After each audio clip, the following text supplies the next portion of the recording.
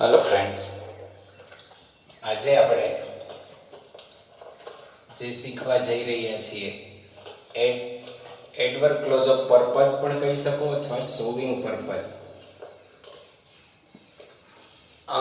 તમને એક્ઝામમાં કેવી રીતે પૂછાશે એની ચર્ચા કરી લઈએ આપણે પહેલા. તો કે એ ત્રણ વસ્તુ હશે. એક વિથ અ વ્યૂ ટુ,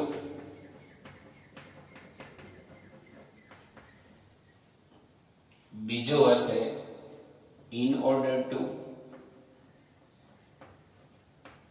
અને થર્ડ હશે ઇન ઓર્ડર ધેટ. ત્રણ વસ્તુ આપણે આજના વિડીયોમાં શીખવાની છે. ઓકે, એમાં સૌથી પહેલા આપણે લઈએ વિથ વ્યૂ. એકદમ ઈઝી છે, કાંઈ નથી. આનું સેન્ટેન્સ હોય અને હોય જ. 11મું અને 12મું બંનેમાં એ પૂછાતું હોય છે. હવે પહેલું આપણે જોઈએ વિથ અ વ્યૂ ટુ. અડધું વાક્ય આપેલું હોય, અડધું તમારે બનાવવાનું હોય. વિથ અ વ્યૂ ટુ નું ગુજરાતી શું થાય? તો ના હેતુથી, ના ઈરાદાથી. તો પર્પઝ છે, પર્પઝ નું ગુજરાતી કરો તો એનો અર્થ પણ એમ થાય કે હેતુથી, ઈરાદાથી. આપણે છે ને અગાઉ જોઈ ગયા એડવર્બ ક્લોઝ ઓફ રિઝલ્ટ એટલે પરિણામ દર્શક, સો ધેટ અને ટુ. પછી એડવર્બ ક્લોઝ ઓફ કોન્ટ્રાસ્ટ એટલે વિરોધાભાસ દર્શાવજો, ધોલ, ધો, હાવેવર, એઝ. બરોબર, એ જ રીતના આ પર્પઝ. હવે યાદ રાખવાનું છે કે વિથ એ વ્યૂ ટુ નો અર્થ થાય છે ના હેતુથી, ના ઈરાદાથી. ત્રણેયનો અર્થ સરખો થાય. વિથ એ વ્યૂ ટુ નો પણ એમ જ થાય, ઇન ઓર્ડર ટુ નો પણ અર્થ એ જ થાય, અને ઇન ઓર્ડર ધેટ નો અર્થ પણ એ જ થાય. માત્ર યાદ એ રાખવાનું છે કે વિથ અ વ્યૂ ટુ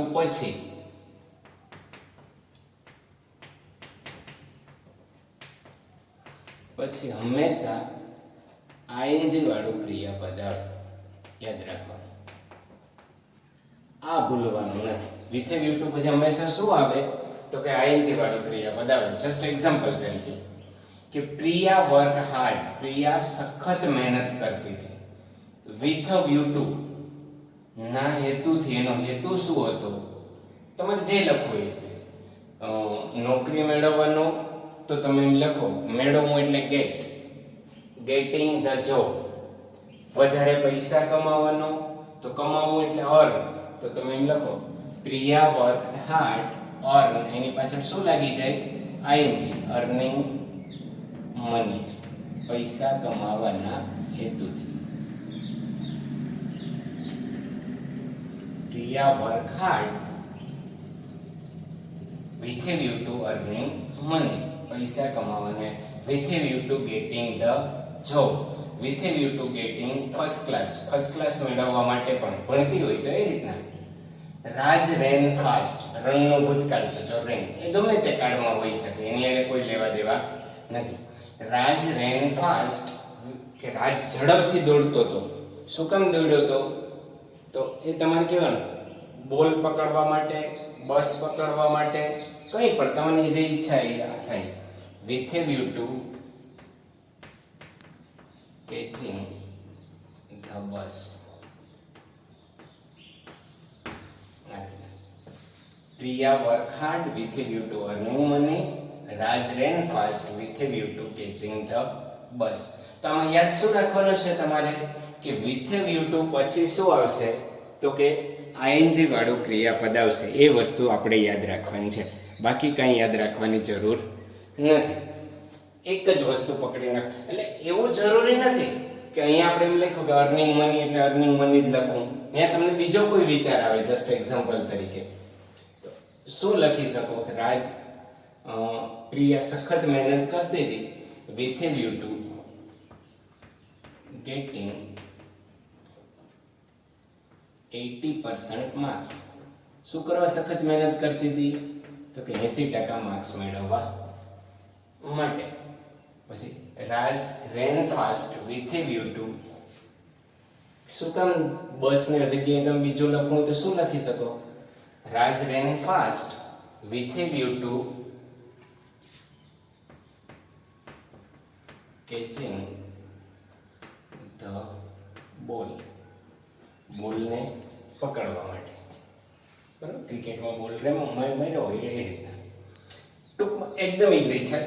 અહીંયા આપણે વિથે વિટુના બે સેન્ટેન્સ છે, પછી આપણે એક્સરસાઇઝમાં જોઈએ ત્યારે યાદ કરશું પાછા. ઓકે, સમજાણું?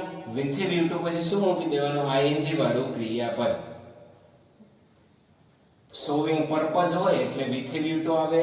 પછી ઘણીવાર વિથે વિટુ ના હોય તો ઇન ઓર્ડર ટુ પણ હોય. એનો ગુજરાતી અર્થ પણ શું થાય? ઇન ઓર્ડર ટુ નો પણ ના હેતુથી, ના ઈરાદાથી.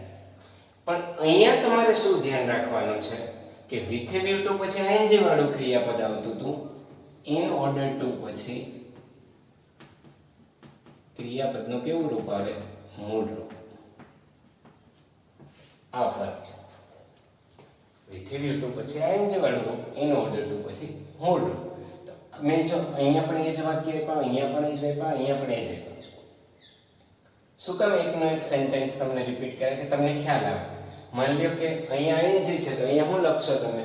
Priya work hard in order two get 80% marks.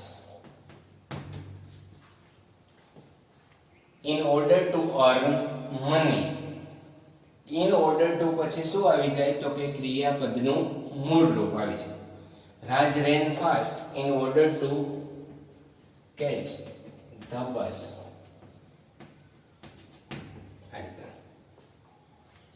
ટૂંકમાં આમાં આઈએનજી, અહીંયા ક્રિયાપદનું મૂળ રૂપ. એટલે આ બંને ક્લિયર? વિથે વિટુ અને ઇન ઓર્ડર ટુ. હવે હું એમ માનું કે બંનેમાં તમને કોઈ બહુ પ્રશ્ન હશે નહીં, હે ને? આવડતું હોય આવડી જાય એવું છે, એમાં કંઈ બહુ ચિંતા જેવું છે નહીં. હવે ત્રીજું, ઇન ઓર્ડર ધેટ. એનો અર્થ પણ એ જ થાય, ના હેતુથી, ના ઈરાદાથી. પણ યાદ એ રાખવાનું છે અહીંયા કે ઇન ઓર્ડર ધેટમાં ધેટ પછી આખું વાક્ય આવે. કર્તા, ક્રિયાપદ, કર્મ, ટૂંકમાં આખું વાક્ય. આ બંનેમાં શું આવતું હતું? તો કે કાં તો આઈએનજી વાળું ક્રિયાપદ આવતું અથવા તો ક્રિયાપદનું મૂળ રૂપ આવતું. દાખલા તરીકે જો પ્રિયા વર્ક હાર્ડ, પ્રિયા સખત મહેનત કરતી હતી. ઇન ઓર્ડર ધેટ કે ભાઈને 80% માર્ક્સ મેળવવા માટે. તો કે પ્રિયા એટલે સી could get 80% માર્ક્સ. તેની 80% માર્ક્સ મેળવી શકે એટલા માટે.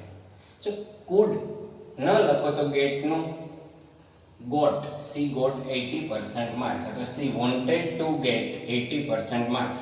ટૂંકમાં ધેટ પછી તમારે ક્રિયાપદ ન લખશો, ઇન ઓર્ડર ધેટ હોય તો એના પછી તમારે પૂરેપૂરું વાક્ય લખવાનું રહે. દાખલા તરીકે રાજ રેન ફાસ્ટ, રાજ ઝડપથી દોડતો હતો. ઇન ઓર્ડર ધેટ, રાજ એટલે છોકરો હતો કે he could catch the ball. હવે અહીંયા મેં could લખ્યું છે. શું કામ could લખ્યું? ખબર છે કે તમને સરળ પડે. જો અહીંયા આગળનું વાક્ય ભૂતકાળ હોય તો could લખ નાખવાનું, વર્તમાન કાળ હોય તો can લખ નાખવાનું. દાખલા તરીકે I wear mask daily, કે હું દરરોજ માસ્ક પહેરું છું. In order that I can protect myself,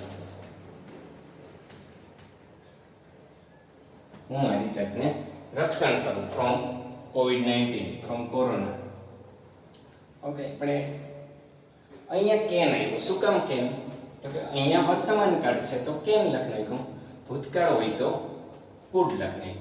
એવું જરૂરી નથી કે કેનને કુડ લખવું છે. હા, તમને બીજી રીતે લખવું હોય તો પણ લખી શકો. તમે એમ પણ લખી શકો, માની લો કે પહેલું વાક્ય છે તો પહેલા વાક્ય પ્રમાણે તમે એવું લખી શકો એમાં કે Priya work hard in order that she got 80% marks. તો ગેટ નું શું થઈ જાય? Got. She wanted to get 80% mark. He like to catch the ball. બરોબર, તમે કંઈ પણ લખી શકો, પણ આ તમને સરળ પડે એટલે તમને યાદ રહી જાય easily.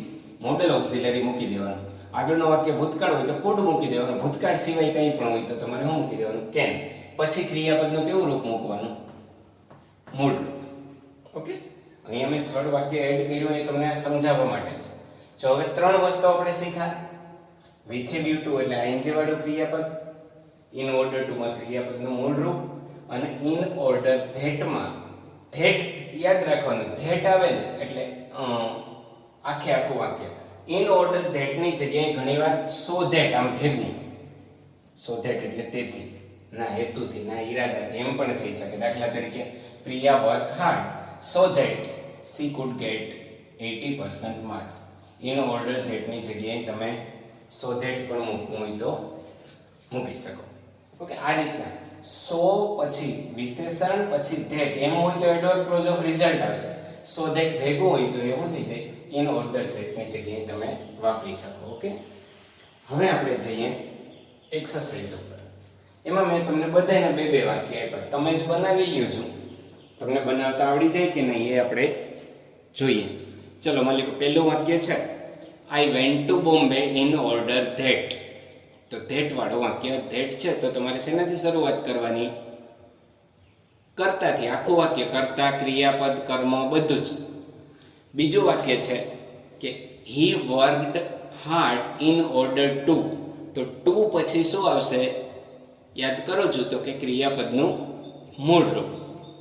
woman went to court with a view to. with a view to છે તો એના પછી શું આવશે? તો કે ક્રિયાપદનું ing વાળું રૂપ. ઓકે, ત્રણે ત્રણ વાક્યો. પછી નીચેના ત્રણ પણ છે પણ આપણે એ રીતના, એટલે ફરીથી એકવાર રિપીટ કરી જાઓ કે with a view to પછી હંમેશા યાદ રાખવાનું કે શું આવશે? તો કે ing વાળું ક્રિયાપદ.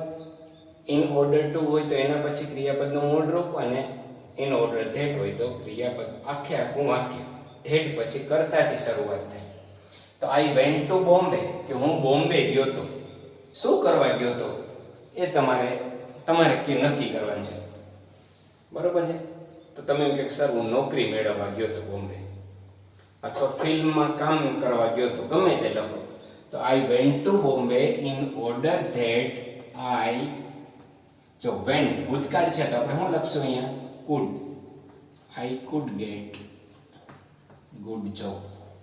એક સારી નોકરી મળી જાય એટલા માટે હું બોમ્બે ગયો તો. I could get job ખાલી લખો તો પણ ચાલે. He worked hard. એ સખત મહેનત કરતા હતા. In order to. જો in order to પછી ક્રિયાપદનું મૂળ રૂપ આવશે તો શું લખશો તમે? He worked hard in order to earn money. પૈસા કમાવા માટે. બરાબર? In order to get good marks. એટલે કે તમે એમ લખો કે સર આપણે earn money નથી લખવું, આપણે એમ લખીએ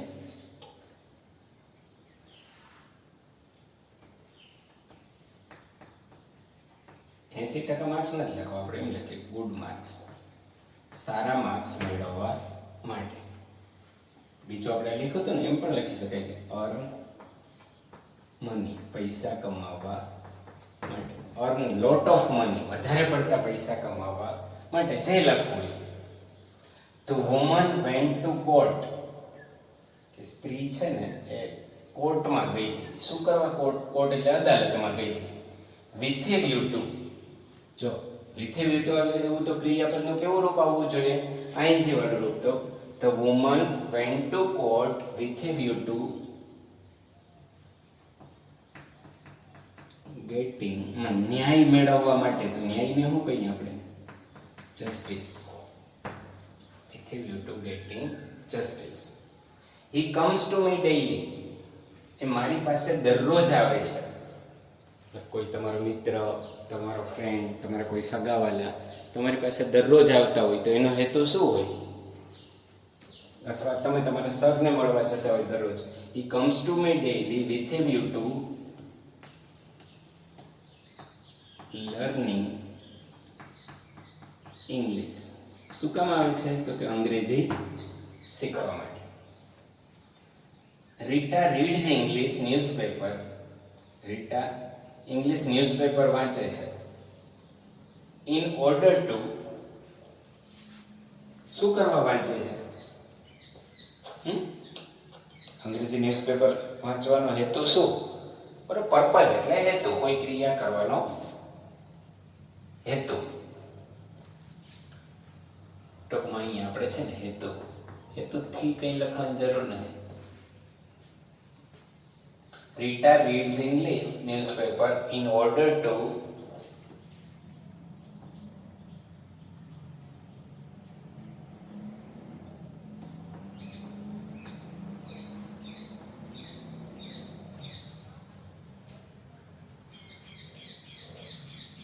શું લખશો આપણે? તમારે ઘણા બધા શબ્દો આવે. In order to learn new words.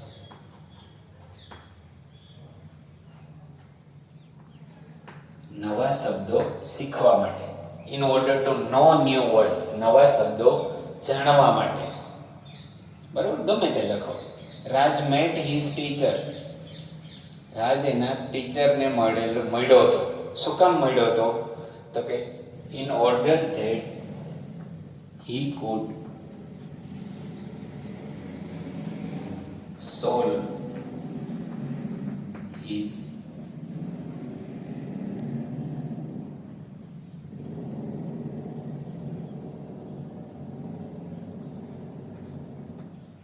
Problem. એને જે કંઈ નહીં સમજાતું હોય એ પ્રોબ્લેમ સોલ્વ કરવા માટે he could solve his problem.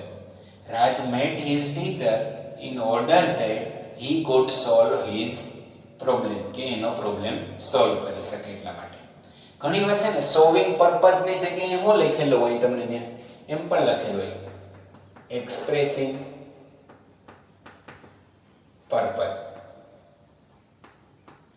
Indicating purpose. Expressing ની જગ્યાએ ક્યારેક શું લખેલું હોય? ઇન્ડિકેટિંગ. ઇન્ડિકેટિંગ એટલે બતાવવું, એક્સપ્રેસિંગ એટલે દર્શાવવું, શોઈંગ એટલે બતાવવું. આપણે પકડી કોને રાખવાનું છે? પર્પઝ. જો હવે યાદ રાખજો કે એક વિડિયો લેક્ચર હું તમારો એવો લઈશ કે જેમાં અત્યાર સુધીમાં showing comparison, showing result, showing contrast, showing purpose, એવા બધા જ એનું મિશ્રણ કરી અને તમને 5 વાક્યો પૂછાય તો એ કેવી રીતના પૂછાય એની ચર્ચા કરશું. એટલે અત્યારે હું મને ત્યાં સુધી સમજાઈ ગયું હશે. with a view to, in order to અને in order that. in order that ને બદલે ક્યારેક in order that ની જગ્યાએ અહીંયા ભેગું શું લખેલું હોય? so that પણ હોય. in order that કાઢ નાખો ત્યાં શું લખેલું હોય? ઘણીવાર so that, તો પણ ચાલે. બરોબર? એટલે અહીંયા ing વાળું ક્રિયાપદ, in order to હોય તો ક્રિયાપદનું મૂળ રૂપ, અને in order that હોય તો આખું વાક્ય. અને આ એક્સરસાઇઝ પણ સમજાઈ ગઈ હશે. ઓકે? છતાં કંઈ પ્રશ્ન હોય તો કહેજો અને મહેનત કરજો, કારણ કે હવે ધીમે ધીમે તમારું વર્ષ નજીક આવતું જાય. અડધું વર્ષ તો પતવા આવ્યું છે અને એક્ઝામ પણ આવશે. એટલે 11મું અને 12મું બંને વિદ્યાર્થીઓ ખૂબ જ મહેનત કરજો. હો.